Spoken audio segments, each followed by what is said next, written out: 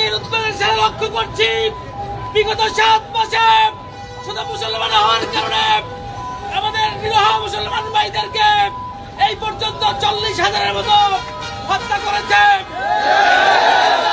জানাচ্ছি অবিলম্বে জাতিসংঘ এবং ওআইসিকে কার্যকর ভূমিকা রেখে এই হত্যা উদ্যোগ বন্ধ করার জন্য কার্যকর পদক্ষেপ নেওয়ার আহ্বান জানাচ্ছি।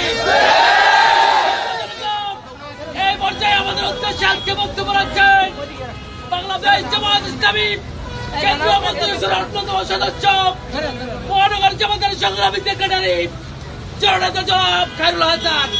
বক্তব্য রাখছেন জনাব খায়রুল হাসান।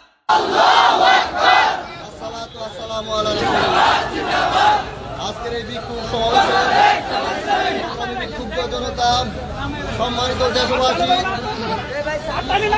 আমরা অত্যন্ত উদ্বেগের সাথে লক্ষ্য করব ইসরায়েল স্বাধীন ভূখণ্ড ফিলিস্তিনে বিগত সময়ে যে নির্মমতা এবং পৈশাচিক হামলা চালিয়েছে, পৃথিবীর ইতিহাসে যে কোনো বর্বরতা এবং নিষ্ঠুরতাকে হার মানাবে।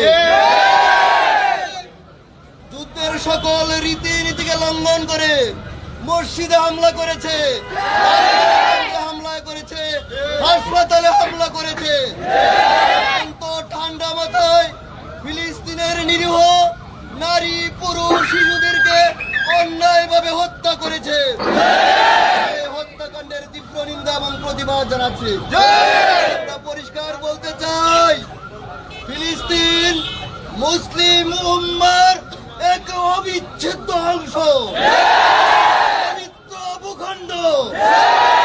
ফিলিস্তিনে আঘাত মানে মুসলমানদের কলিজায় আঘাত করার সাথে মুসলিম জনতা কোনোভাবে মেনে নেবে না। ইতিমধ্যে খুদ আমেরিকা সহ গোটা দুনিয়া ব্যাপী বিক্ষোভের রাজপথে নেমে এসেছে। বর্বরতা বন্ধের বিরুদ্ধে মানুষ সোচ্চার হয়েছে। যদি অবিলম্বে আগ্রাসন বন্ধ না করা হয়, তাহলে দ্রোহের আগুন সারা পৃথিবী জুড়ে ছড়িয়ে পড়বে। জাতিসংঘ থেকে শুরু করে শান্তিকামী বিশ্ব, মানবতাবাদী বিশ্ব সবাইকে স্বাধীন ফিলিস্তিনের পক্ষে এবং ইসরায়েলি আগ্রাসন বন্ধের প্রতিবাদে কার্যকর পদক্ষেপ গ্রহণ করার উদাত্ত আহ্বান জানাচ্ছি। বিক্ষোভ সমাবেশে সকলকে আন্তরিক অভিনন্দন জানিয়ে এখানেই শেষ করছি। খোদা হাফেজ। বাংলাদেশ জিন্দাবাদ। বাংলাদেশ জামাত ইসলামী জিন্দাবাদ।